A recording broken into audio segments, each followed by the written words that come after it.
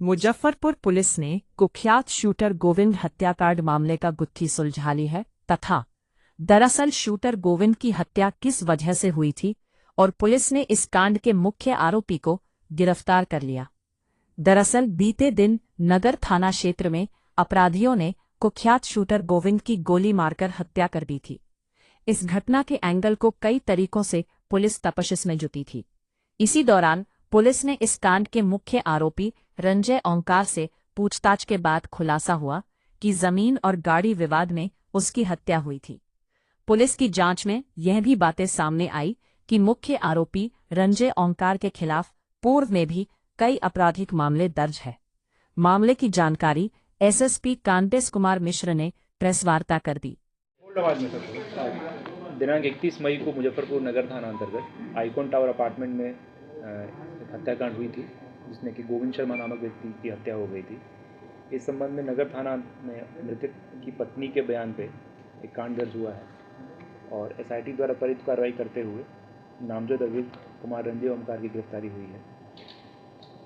अभी तक के जो अनुसंधान में बातें प्रकाश में आई हैं कि मृतक गोविंद शर्मा और अभियुक्त ओमकार के बीच में ज़मीन के कारोबार को लेकर पूर्व से ही विवाद चला आ रहा है।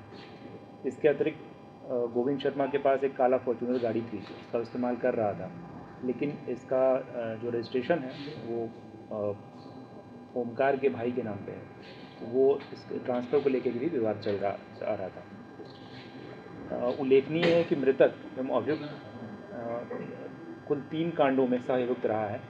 2018 में जो पूर्व मेयर की हत्या हुई थी उसमें, इसके अतिरिक्त 2023 में आशुतोष शाही हत्याकांड में और 2022 में मिठनपुरा थाना का जो रंगदारी का एक कांड रिपोर्ट हुआ था, 50 लाख की रंगदारी मांगी गई थी। इन तीनों कांडों में ये सहअभियुक्त रहा है। अभियुक्त रंजय ओमकार के घर में विशेष तलाशी अभियान चलाया गया और 30 अलग अलग जो ज़मीन के कागजात वहाँ जब्त हुए हैं और इसकी हम जांच कर रहे हैं। अगर जांच में अगर बातें प्रकाश में आएंगी तो ये मामला अलग से हम लोग ईडी को प्रस्ताव भेजेंगे ताकि पीएमएलए की तरह इसमें कार्रवाई हो सके। कांड में सम्मिलित अन्य अभियुक्तों की गिरफ्तारी और अगला अनुसंधान के लिए हमारी जो विशेष एसआईटी है अभी लगातार सक्रिय है और वो कार्रवाई होगी।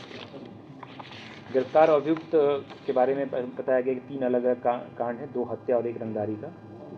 जो अन्य कांड है कि जो इसमें अगर उसका एसोसिएशन है उसे हम तलाश रहे हैं। घटनास्थल में जो के पास से जो फॉर्च्यूनर वाहन मिला है उसको भी सीज़ किया गया है और घटनास्थल से मृतक का एक मोबाइल और नगद कुछ 36,000 रुपये भी हम लोगों ने सीज़ किया हुआ है। आगे हम लोग जो भी प्रगति होगा केस में आप लोगों को अपडेट किया जाएगा। इसमें कैसे घटना को अंजाम दिया गया, कैसे क्या कुछ हुआ, ये अब तक खुलासा? अभी तक जो बातें प्रकाश में आई है कि उसी अपार्टमेंट के 4थे फ्लोर पे जो है अपराधी रह रहे थे। संख्या अभी स्पष्ट नहीं है और वहाँ से भी 2 टेट्रा पैक शराब का मिला है, उसमें एक अलग सा एक कांड दर्ज हुआ है। तो ऐसा प्रतीत हो रहा है कि वो वहाँ रह रहे थे और इसके आने के बाद फिर बेसमेंट में फायरिंग की घटना हुई है। हालांकि सीढ़ियों पर भी खून के निशान थे, तो उसमें जांच की जा रही है। फुटेज वहाँ मिल नहीं पाया है, एक जो कैमरा लगा है उसमें कवरेज नहीं हुआ है। तो हम लोग जो भी अभी तक बातें प्रकाश में आई हैं आप लोगों को बताया गया है कि पहले कहीं रेकी किया जा रहा था। ये तो संभव है, लेकिन जी महिला का सर क्या भूमिका जो उसमें निम्न किया गया है, ये अभी तक हम लोग स्पष्ट नहीं बता पा रहे हैं। आरोप प्राथमिकी में बताया गया है कि पैसे को लेकर विवाद है महिला से, तो वो आगे जांच में फिर आएगा। क्या उपरांत महिला वहाँ पे थी क्या कुछ जांच में? नहीं, ये कहना अभी कठिन है, ये भी प्रकाश में नहीं आई है। अभी तक एक ही गिरफ्तारी हुई है? अभी तक एक जो अभियुक्त है रंजय कुमार, उसके तो मृतक के पास से भी कोई वेपन वगैरह बरामद है? नहीं, वहाँ घटनास्थल से कोई पेपर नहीं मिला है।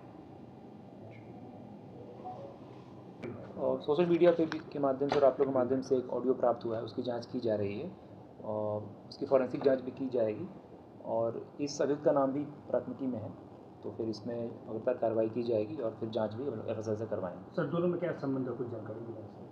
नहीं, पूर्व में मेरे ख्याल से एक ही क्राइम सिंडिकेट रहा है इनका, तो साथ में ही जो पहले काम करते थे, तो किसी कारणवश विवाद हुआ है।